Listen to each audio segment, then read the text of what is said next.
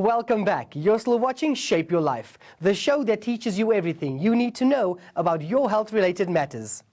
Knowing first aid basics is very important, as this can help save someone's life. We had an interesting chat with David Stanton from Netcare, who shared with us some tips on what to do when dealing with someone who has had a head injury.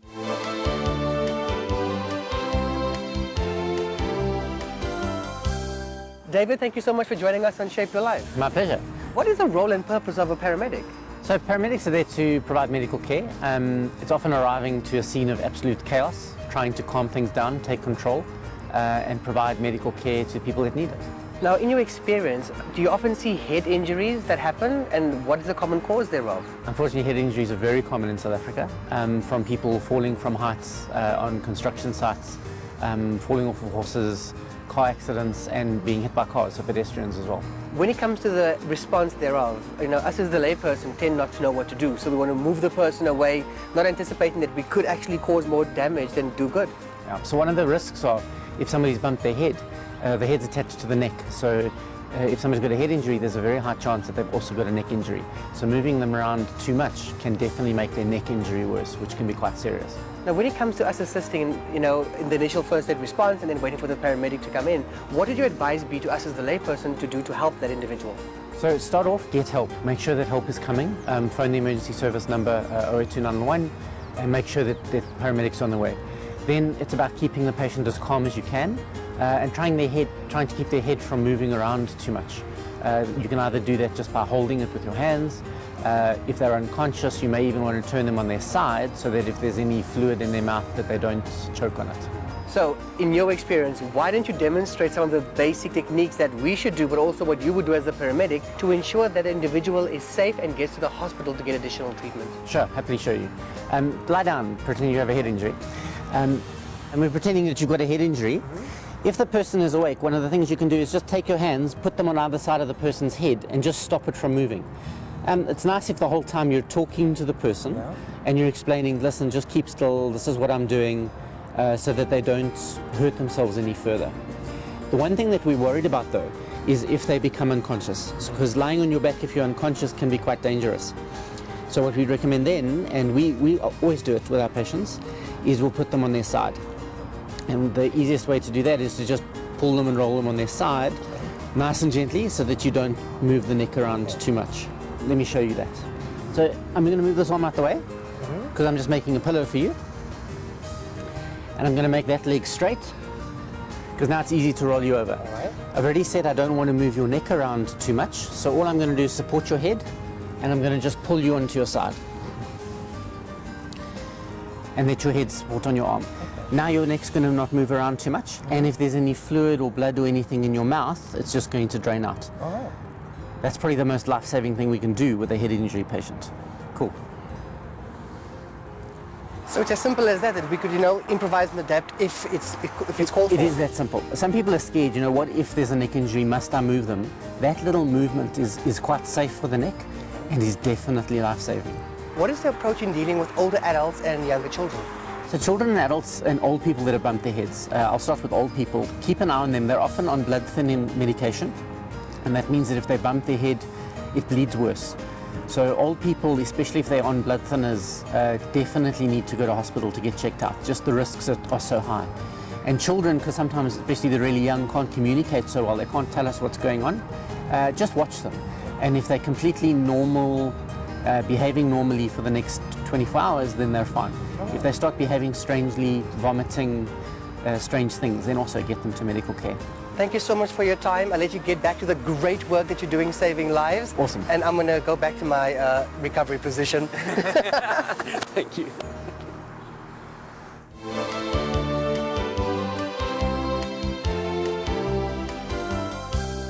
Head injuries are one of the most common causes of disability and death in adults. The injury can be as mild as a bump, bruise, or a cut on the head, and even damage to the brain. We are joined by Neurosurgeon Dr Kolloori, who's going to educate us about the different types of head injuries and treatment options.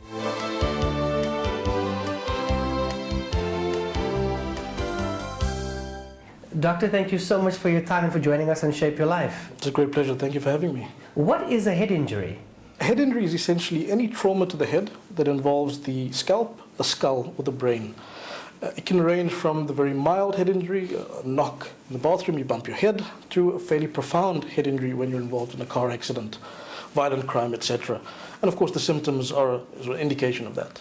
So Doc, how do you rate or identify head injuries? So head injuries are classified according to severity and according to the mechanism of the injury. So the severity is subclassified into mild, moderate and severe, and that's based on the level of consciousness of the patient. This is assessed using a scale known as the Glasgow Coma Scale. It looks at verbal response, it looks at eye opening and best motor response, and we score it out of 15. So a mild head injury would be a Glasgow Coma Scale of 12 to 15, a moderate would be a score of 9 to 12, and a severe would be 3 to 8. So based on that, we would then, of course, investigate thoroughly, stabilize, etc. Now, what would be the treatment protocol for someone that has gone through a head injury? Well, there's no protocol per se. It's more a case of looking at the patient, doing a clinical assessment of the patient. So, for example, a patient that comes in that is concussed may not necessarily need a CT scan. If they've lost consciousness and they may have quite significant neurocognitive fallout, then it may be worth doing the scan, just to ensure there's nothing intracranial. Patients that have severe head injuries, to a large degree, tend to have something organic within the brain, be it a bleed, a bruise, etc. And they need to be assessed to determine whether they need, for example, intubation and ventilation, or more importantly, do they need to go to theatre for surgery. When it comes to surgery, what would be that defining factor where you say, we need to go under the knife, we need to operate right now, and what will happen? Because clearly, surely you have to cut a piece of the skull out to actually access the brain. It's exactly that. When we make a decision to operate on a patient, it's not a sort of unilateral decision. We look at a multitude of different parameters. So we look at the clinical condition of the patient, and we look at the radiology. We look at the scan as well, the CT scan of the brain. So if a patient has an altered level of consciousness, has got focal neurological deficit, and we couple that to a scan that shows a large bleed within the brain, then of course that patient needs surgery. If we've got a patient that's got a fairly small bleed, but has a neurological deficit and is deteriorating, that patient may also require surgery. But it's sometimes a case of watching and waiting. If a patient is very well and has a scan that shows pathology, you can sometimes sit on these patients, you can observe them, and the bleed itself can be broken down and absorbed by the brain. Now, when it comes to the different areas of the brain, you know, you get the frontal lobes, the different lobe areas, etc., and they also have different functions and purposes for the body. This surely means if that has been damaged through a serious head injury, that the rehabilitation process is quite tedious. Absolutely. I think that's probably one of the most relevant points when it comes to head injuries and the rehabilitative process that follows. I think the vast majority of people assume that if a patient survives a head injury, they're well. So either a patient doesn't survive or does survive, and that's probably the crux of it. In actual fact, those patients that survive to a large degree, especially those that have to undergo surgery, are left with quite significant, profound deficits. So the rehabilitation side of things, physiotherapy, occupational therapy, speech therapy, etc., is imperative. It's extremely important in determining the outcome of the patient and, of course, the prognosis. In your practice, you see a lot of head injuries from younger children up until older adults. What would the pearls of wisdom be you would give our viewers out there when it comes to, you know, looking after your head, so to speak, and your brain, and be preventative to the best of your ability? I think in the context of South Africa in particular, anything that's seen as a high-risk activity, of course, one has to scrutinize. It's very difficult to say to the general public, stop playing contact sports, stop horse riding. These are things that are seen as commonplace activities, hobbies, etc. But I think where we can really make an effort to try and change things is on the road. I think that's a problem. We have a high incidence of motor vehicle accidents, and as a result of that, we see a lot of head trauma secondary to that. And then, of course, violent crime. You know, we know that there's an association between alcohol and violent crime, and maybe people understanding that there need to be limits to anything that they do, and it can result in significant comorbidities. Now, speaking about road incidents and road accidents, as a parent myself, would you advise every parent at every point in time, whether your child is in the front or the back, to put on that safety belt? Absolutely. I think that's a given. I think young children in particular, and I see it all the time on the road, that young kids, infants sometimes, toddlers, are on the front seat, holding on the dashboard looking forward. And that could potentially be catastrophic. So I think as a measure, as a standardized measure, everyone, not just the kids, I think everyone should wear a seatbelt. It's no use sort of crying afterwards. I see the end product of that, and it's devastating. Doctor, from your pearls of wisdom to your advice for when we're driving for each and every one of us, I say thank you. Keep on doing the great work that you're doing to help so many individuals who do end up with head injuries. And let us heed your advice and be preventative to the best of our ability. It's a great pleasure.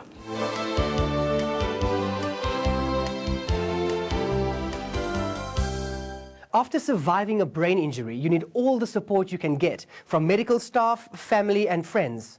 We spent time with Christine Buchanan from Headway to find out about the role they play in helping survivors and their immediate family members.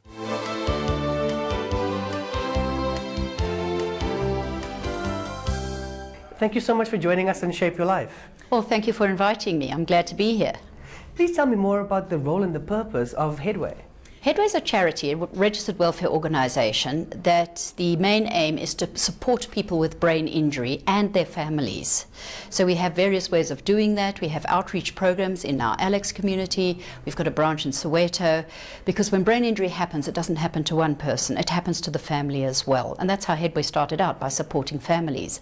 However, we evolved from that. We're 20 years old, and we eventually got this property here in Hyde Park, which we rent from San Salvador next door. And we've started activity groups, and they're multidisciplinary activity groups. Now, we're not a rehab, we're not outcomes based, we are activity based. However, to say we don't get outcomes would be a lie, because we do.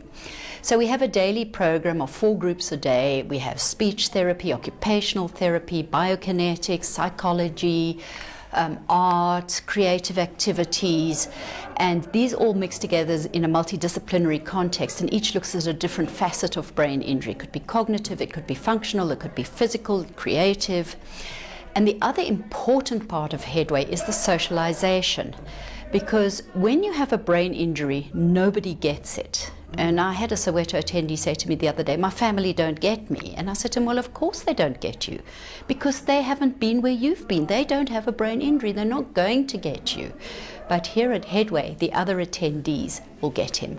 They've been there. They've known what it's like to wake up from a coma and not know who you are, not be able to walk or talk or recognize your family, and you have to basically remake yourself all over again, and to be stuck maybe with some deficits afterwards. They're often deficits, especially after a severe head injury or even a moderate head injury, whether they be cognitive, like memory, attention, planning, or they can be physical, like half your body is paralyzed, hemiplegia, or perhaps speech disabilities like dysarthria, where you slur, or aphasia, where you can't speak at all. So there's so much involved in this, and you know, I'm listening to you and I always think back that, you know, us as the general population that, you know, haven't suffered or lived with a head injury, we dramatize this because we see it on television and someone's in a coma and they wake up and it's like, oh wow, and we think, oh, it'll be fixed in a few days or a few weeks. Yes. But there's the real component to that, and that's what you've experienced in 20 years of being with Headway and supporting these individuals. Please tell me how we should understand this from a perspective of, don't just judge it by the cover, but try to be patient to understand what's beneath the cover.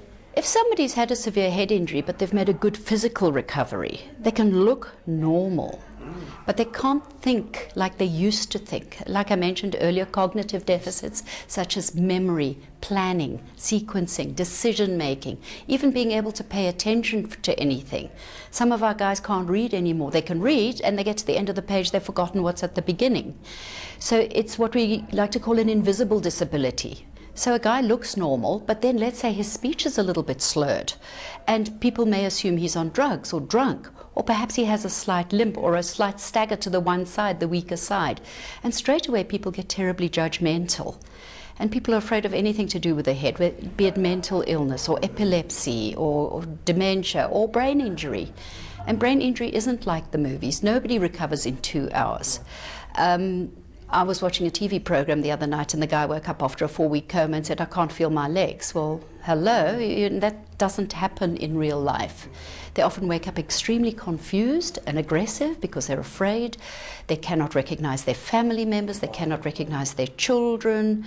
It's very, very hard for all concerned, not just the person with the injury, but also for the family.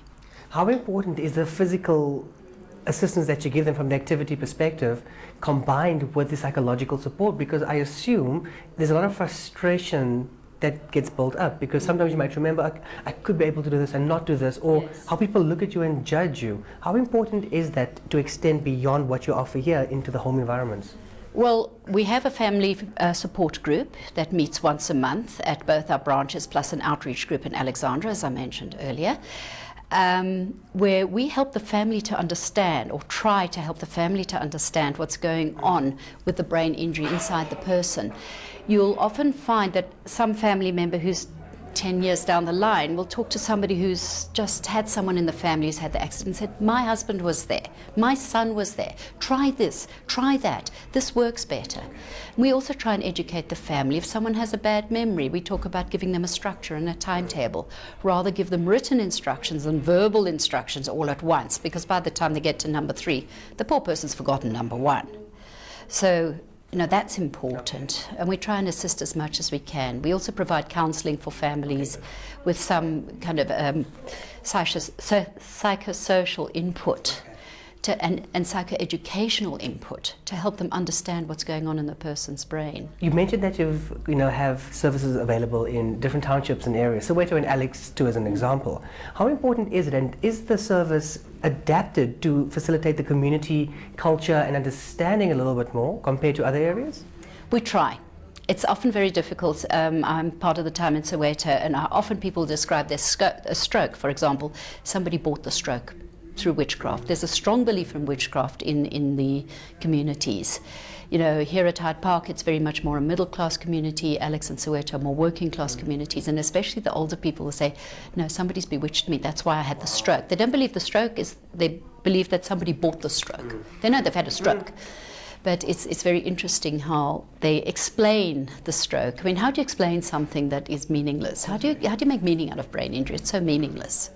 And nobody deserves it. I spoke to a young man today who did the right thing, went out drinking with friends, phoned a taxi to take him home, and the taxi was hit by a car that shot through a red light, and he sustained a brain injury. No, it's not his fault. Yeah.